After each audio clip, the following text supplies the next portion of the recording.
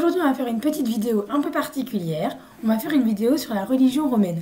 Mais non pas sur ce que vous voudriez que l'on voit de la religion romaine, c'est-à-dire la mythologie, mais ce que l'on entend par le mot religion à Rome. Ce qui est assez différent. Donc déjà, vous prenez tout ce que vous savez du mot religion et vous l'enlevez de votre tête. C'est la base. Pourquoi ? Parce que vous allez voir que le mot religion à Rome n'a rien à voir avec ce que l'on entend aujourd'hui par le terme religion. Déjà, peut-être on peut faire un petit peu d'étymologie. Religion, ça vient de religare, qui signifie relier. Donc ça relier des choses. Donc religare, c'était juste le verbe relier. Et donc religio, c'est le fait de relier les choses entre elles. C'est l'action de relier les choses entre elles. En l'occurrence, la religion, c'est ce qui relie les hommes avec les dieux. Voilà, c'est le lien entre les deux. Alors, la religion à Rome. Première chose, il n'y a pas de livre, donc pas de Bible, pas de Coran, pas de Torah. Tout ça, on enlève. Il n'y a pas de livre sacré, ça n'existe pas. Il n'y a pas de texte sacré, tout simplement, même s'il n'y avait pas de livre, tout ça, il n'y a pas. Et il n'y a pas de dogme, c'est-à-dire qu'il n'y a pas de prêtre, il n'y a pas de moine, de sœur, voilà, d'autres personnes comme ça. Il y a des personnes religieuses, on va le voir, mais ce ne sont pas comme aujourd'hui. Ce ne sont pas des personnes comme aujourd'hui, on peut les voir.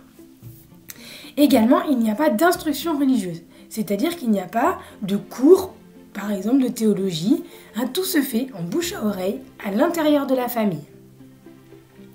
De même, on continue un petit peu sur les particularités. L'homme, l'humain, nous ne sommes pas la création d'un dieu. C'est-à-dire que nous n'avons pas été créés par un dieu, comme on peut l'entendre aujourd'hui dans les religions que l'on connaît.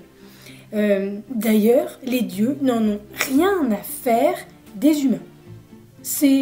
Voilà, les dieux vivent dans leur monde, les humains vivent dans le leur. Par moment, les dieux viennent dans le monde des humains. Pourquoi ? Parce qu'ils aiment bien s'amuser un petit peu avec les humains. Mais ils ne sont pas là pour le salut de leur âme, comme c'est le cas la plupart du temps dans les religions aujourd'hui. Donc ici, religieux, il faut plutôt le comprendre comme la relation à un dieu. Quelle relation j'ai au dieu ? Ou voilà, quelles sont mes obligations envers les dieux ? Parce qu'il y en a quand même. On va voir un petit peu comment ça se passe. L'objectif des mortels, par ailleurs, n'est pas de rejoindre les dieux après la mort. C'est pas le but, ce n'est pas possible. Il n'y a pas de paradis, par exemple, où on retrouverait les dieux après la mort. Il y a une croyance en un paradis, en une vie après la mort, mais elle est réservée aux humains et on n'y croise pas de Dieu. Donc les dieux sont de leur côté, les humains sont de leur côté, et a priori, ces deux mondes-là ne se contactent pas.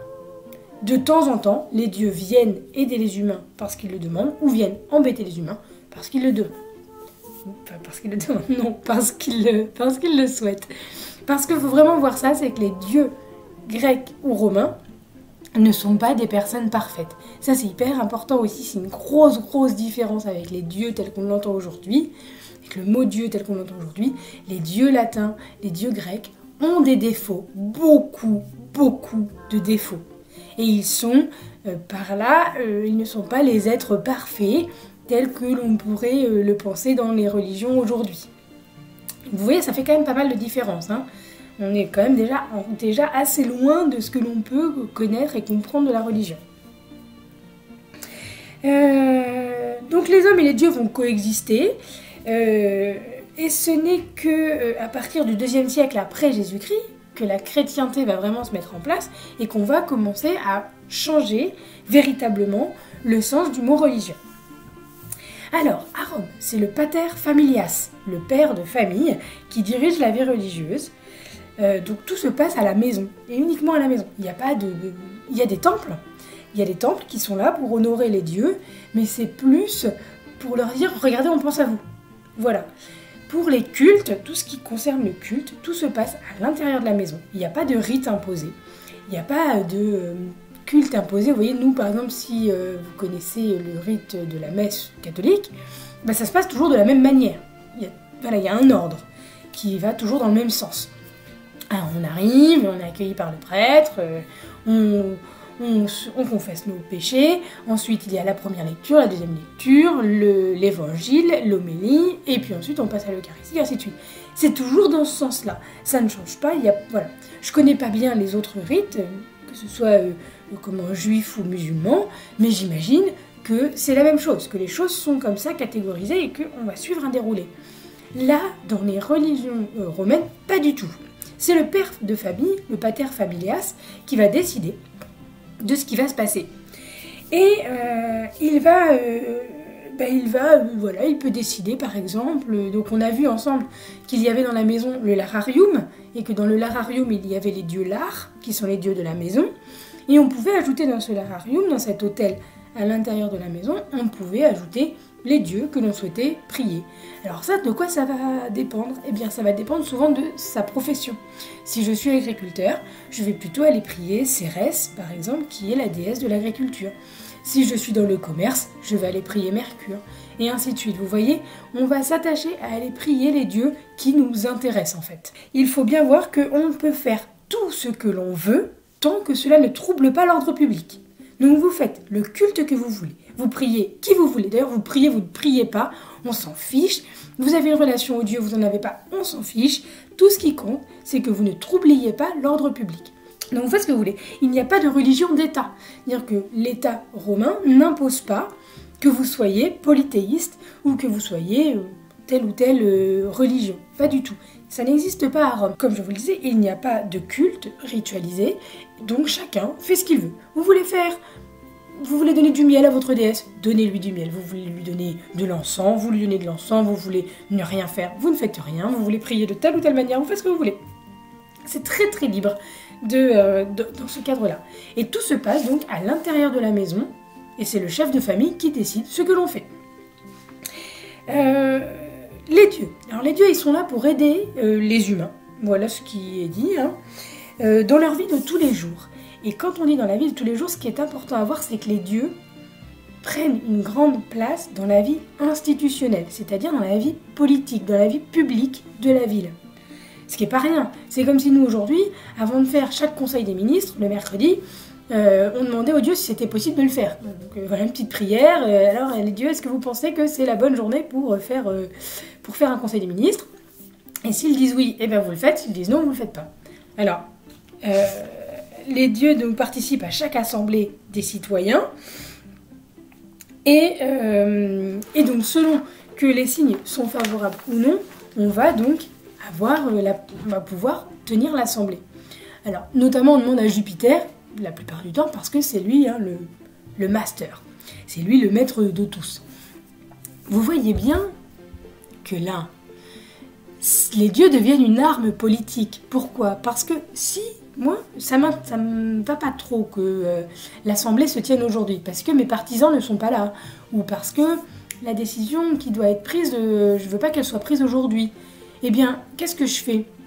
Je demande à l'augure, c'est-à-dire la personne, le prêtre qui est chargé de regarder si les signes sont favorables. Je le paye un petit peu, je lui dis écoute, aujourd'hui ça m'arrange pas trop. L'augure peut tout à fait dire ah, les signes sont pas favorables. Et comme on s'en remet complètement à lui, vous voyez ? Et ça, c'était une pratique très courante de se servir comme ça de la religion comme d'un prétexte pour qu'une décision soit prise ou non. Donc la religion, si je résume, la religion est d'abord un culte familial. On appelle ça le culte gentilis. Pourquoi ? Parce que d'abord, le premier culte qui est fait dans toutes les maisons, c'est le culte des ancêtres. Tout d'abord, avant de prier les dieux, on va prier ses ancêtres. Ça, c'est quelque chose qui revient dans beaucoup de civilisations, où en fait, on va surtout... c'est une mémoire aux anciens. Ah, c'est très très important. Donc ça commence par ça. Et puis ensuite, qu'est-ce qui va se passer ? C'est que Rome va s'étendre. Vous avez vu, le territoire de Rome, il est immense à la fin de son empire. Si vous regardez, c'est quasiment toute l'Europe. Et donc, qu'est-ce qui se passe ? Eh bien, les Romains, au départ, ils ont une religion, qui est la religion étrusque, qui se base donc surtout sur le culte des ancêtres. Donc c'est-à-dire qu'on est à la maison et on prie les ancêtres. Et puis après, Rome décide d'aller conquérir le monde, donc il conquiert le monde, et donc après avoir conquis comme ça l'ensemble du territoire européen, quasiment, je schématise, mais en gros c'est ça, eh bien ils vont d'abord arriver en Grèce. Qu'est-ce qu'ils vont faire arriver en Grèce? On dit, oh, c'est pas mal la religion là, j'aime bien. Donc ils vont amener les dieux grecs chez eux, et c'est pour ça que tous les dieux romains sont en fait des copies des dieux grecs. Qu'est-ce qu'ils ont fait? Ils ont pris les histoires grecques, et ils ont fait ça à la sauce romaine. C'est tout. Concrètement, c'est tout. Puis après, ils sont allés en Égypte. Et en Égypte, ah, c'est pas mal ce culte-là de Cybèle, d'Isis. Ouais, c'est pas mal, allez hop, tac, je ramène. Et ainsi de suite. Et ils vont aller dans différents pays. Ils vont faire pareil chez les Gaulois, ils vont faire pareil avec les Germains, donc l'ancienne Allemagne. Voilà, ils vont tout prendre. Et on va voir arriver petit à petit ainsi les religions. Ça va faire vraiment un melting pot de toutes les religions qui se faisaient à l'époque. Vous voyez bien qu'on ne prie pas les mêmes dieux ou qu'on ne vénère pas les mêmes divinités, qu'on soit au nord de l'Angleterre ou en Afrique. Et le territoire romain, il recouvrait tous ces territoires. Donc forcément, il va prendre tout ça. Et c'est ainsi qu'on a une religion romaine qui est un mélange, à la fin de l'Empire romain, qui est un mélange de tout ça, et qui va donc être véritablement inspirée par l'ensemble de ses conquêtes. Au départ, la religion romaine va donc accompagner les saisons, c'est-à-dire que l'on va prier en fonction des saisons et en fonction des activités politiques. Et puis après, on va avoir véritablement, avec ces différentes conquêtes, des mythes qui vont se développer. Donc si je résume, la religion romaine n'est pas une religion d'État, elle n'est pas une religion institutionnalisée, il n'y a pas de culte ou de rite imposé. Vous faites ce que vous voulez, quand vous voulez, avec les dieux que vous voulez. Vous priez et vous appelez qui vous le souhaitez, en fonction de vos besoins. Les dieux sont censés être là pour aider les hommes. Après, les dieux sont capricieux, les dieux ont des défauts, ne sont pas parfaits, ils font ce qu'ils veulent. Et les dieux sont aussi facétieux et ils aiment bien jouer avec les humains. C'est pour ça, par exemple, qu'on aura des histoires comme la guerre de Troie. Pourquoi? Parce que des déesses ont décidé qu'elles allaient engager un humain pour savoir laquelle des trois était la plus belle. C'est l'histoire de la pomme de la discorde et ainsi de suite. Enfin bon, bref. Et voilà comment la guerre de Troie se développe. Donc vous voyez, et à chaque fois, ça va être ça. Et donc les dieux, oui ou non, vont décider d'aider les humains. En gros, voilà donc ce qu'il faut savoir sur la religion romaine et sur ce qu'on entend par religion romaine. Après, soyons clairs entre nous, le plus intéressant, c'est quand même la mythologie, et c'est là-dessus qu'on va partir.